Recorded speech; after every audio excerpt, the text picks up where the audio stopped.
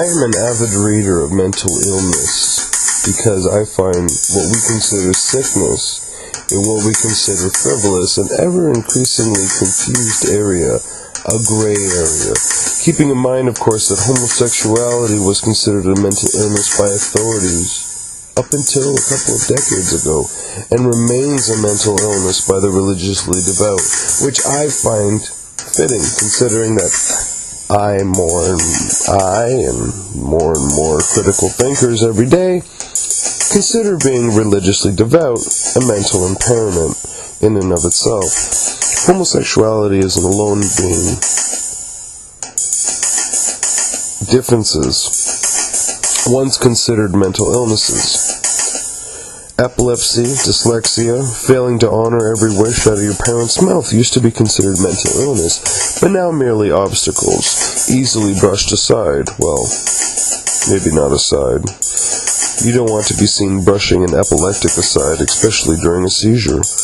Unless, of course, you can pass that off as a way of comforting the person having a seizure.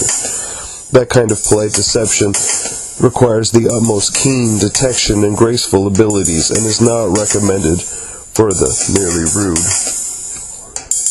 or bothered by people having seizures.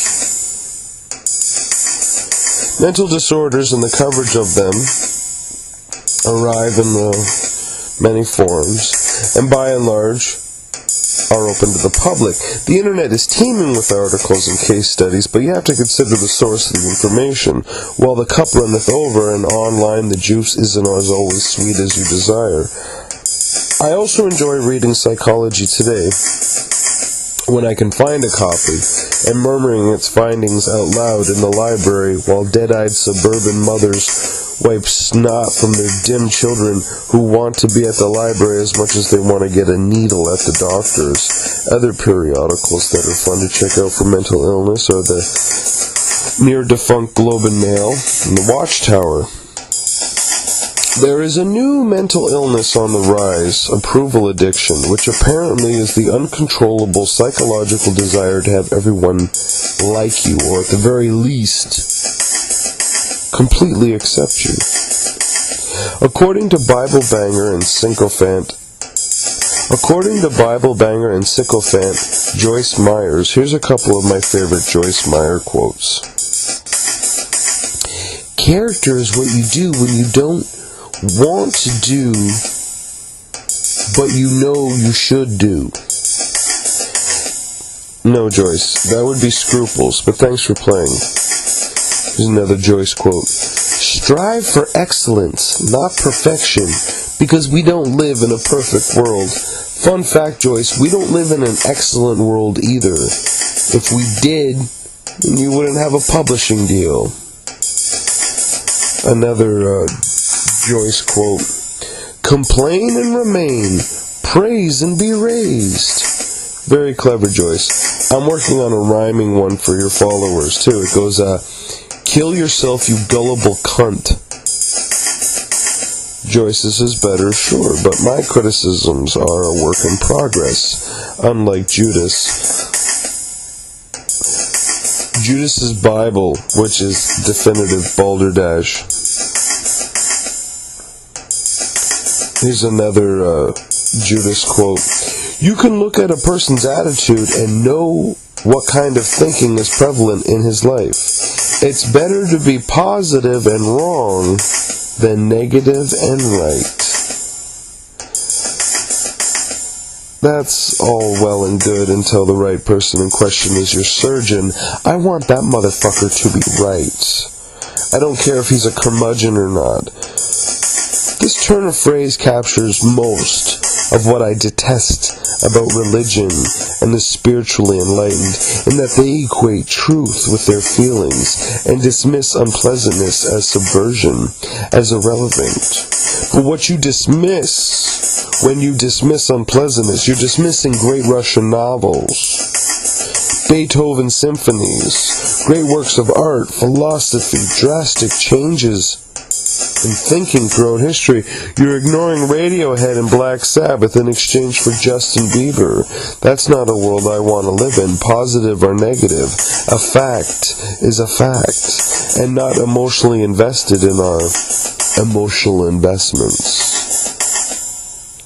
Joyce Myers wrote a book about approval addiction in which she warns in the introduction about the epidemic of insecurity sweeping the nation. She's even experienced it herself, but thanks to a firm belief in her imaginary friends, Joyce now lives in a wealthy, fulfilling life. She has a private jet.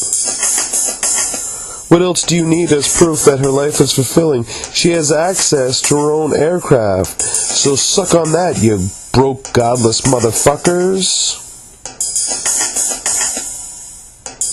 Joyce describes the pain of approval addicts with this scenario. A woman is invited to a party, but she can't go, so she declines the invitation. Later in the day, she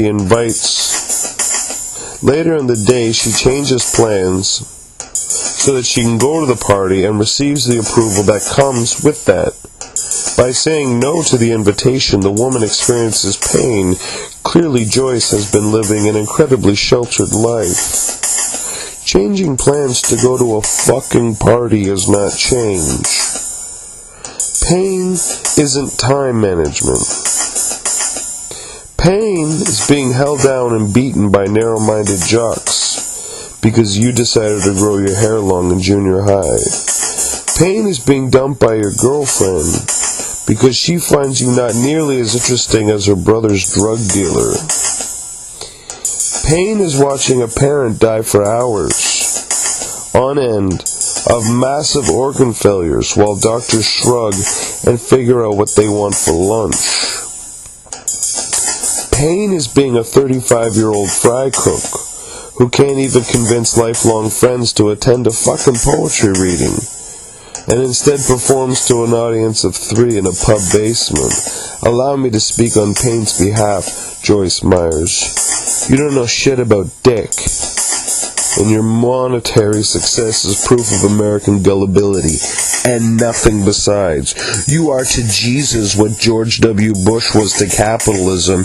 You're a fraud and an opportunist, and I hope you're right in there being a hell, but sadly in all forms of information, I have to consider the source. Your mythology is a literary, sedative, and historical footnote, and nothing beyond that. Approval addiction is proof that we are always looking for small opponents to pretend to defeat in order to compensate for our own inadequacies. If we defeat approval addiction, we don't have to worry about oil depletion, massive unemployment, and bacterial infections. Christians are notorious for inventing tiny problems to defeat in order to display their power and strength. The war against obscenity, indecency, yet still no war on pedophile priests. Why don't the Christian soldiers that shoot abortion doctors set their rifle sights on priests that molest children? There are leaders of the mental health community in Canada that have spoken out about approval addiction and have said that they feel it is the most dangerous of compulsions because the craving never goes away. And so research is needed on that field of study more than any other field of study because the person suffering from it needs approval all the time. All that being said, I think measuring heroin seems more critical than getting approved to death. Heroin, you have to measure it out and cook it off, and then put a cotton swab in the dropper. And if any of these steps are short-sighted, then you're going to die painfully. Worst case scenario for an approval addict, they have to spend some time alone. Boo fucking who?